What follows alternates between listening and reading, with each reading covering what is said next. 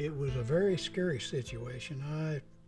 When first diagnosed, I went through a period of depression. I thought I'd been handed a death sentence. I had absolutely no stamina whatsoever.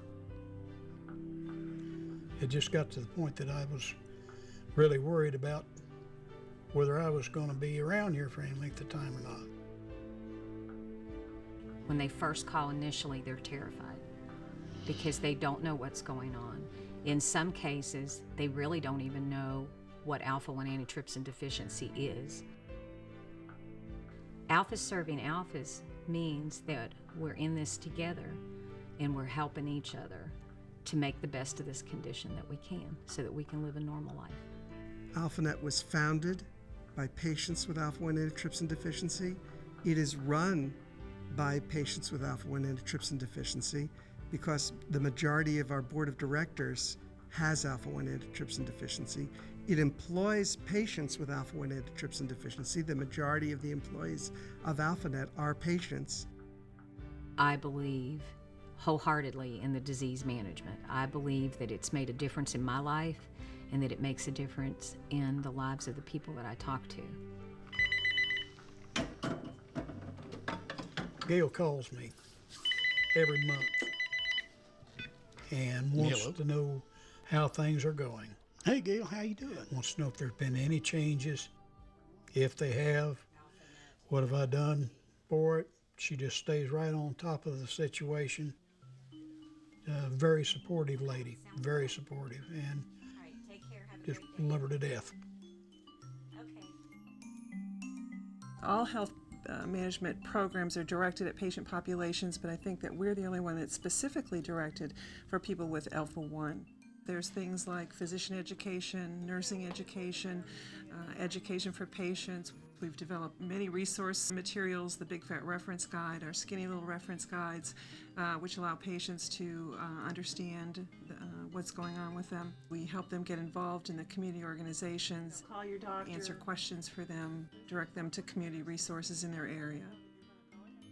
When we first began enrolling patients in our health management program, we thought we can't just do this because it's a good idea. We actually have to evaluate whether what we're asking patients to do benefits them. We actually designed a study that followed about 1,000 patients with alpha-1 antitrypsin deficiency and lung disease. We followed them for a year during the year before we rolled out the health management program. And then we followed them looking at exactly the same things during the year after we rolled out the disease management program. And the results were much better than we thought because this health management program may take 5-10 years before you see maximum benefit from it.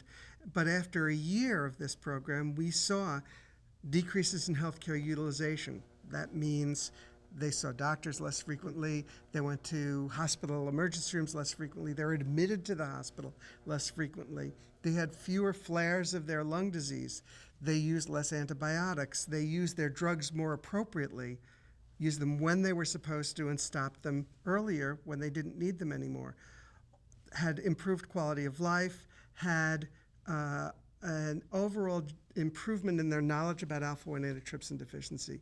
And all these things are documented and published in medical journals, showing the beneficial effects of this. And what we've done now is rolled this entire program, including this outcome evaluation, to all of the patients that AlphaNet follows, nearly 3,000 patients altogether.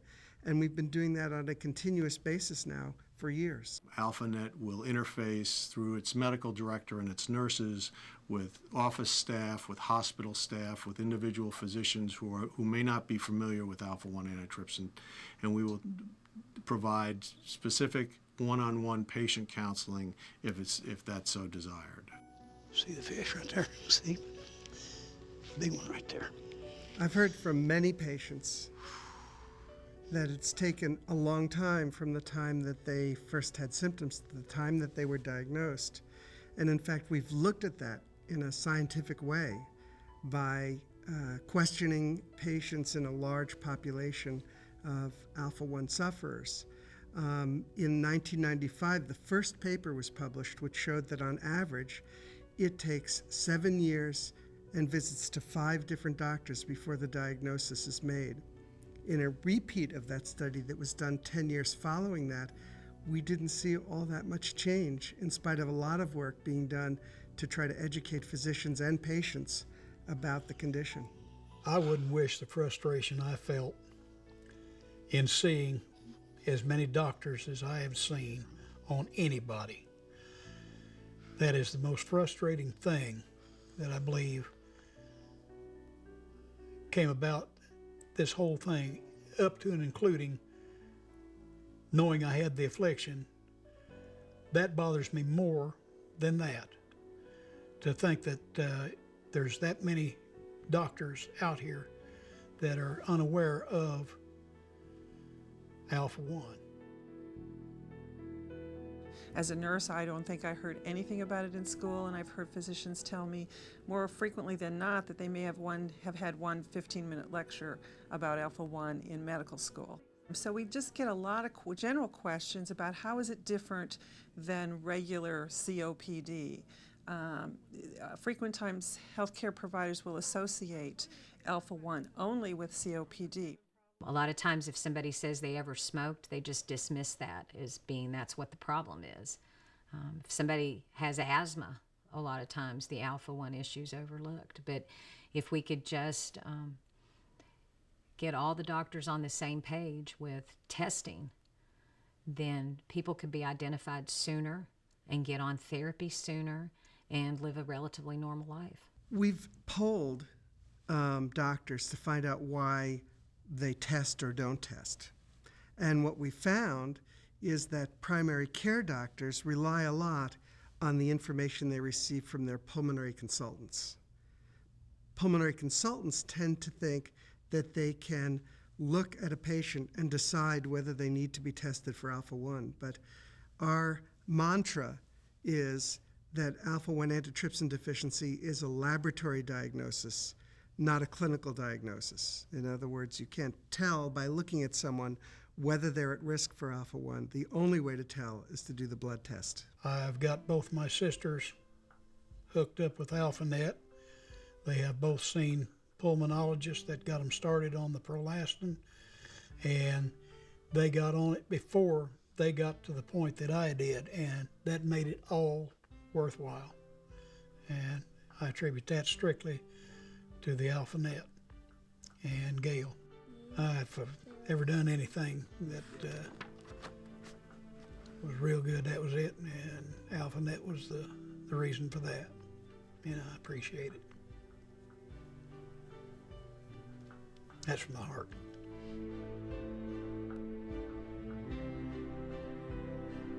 AlphaNet's successes are many. Since its inception, AlphaNet has contributed $26.5 million to the Alpha-1 Foundation, nearly $2 million to the Alpha-1 Association, but our best contribution is to the Alpha-1 community itself. The Alpha-1 Foundation's mission is to support research and detection in alpha-1 antitrypsin deficiency and hopefully find a cure for the disease. Research is going to be the key to, number one, preventing disease, number two, curing disease that's already started due to alpha-1, and maybe eventually eradicating alpha-1 antitrypsin deficiency from the population. I believe that AlphaNet sets the standard for the Alpha-1 community for disease management. You know, where that resource that the patients can go to and be guided every step of the way. And I don't know that you can get that anywhere else.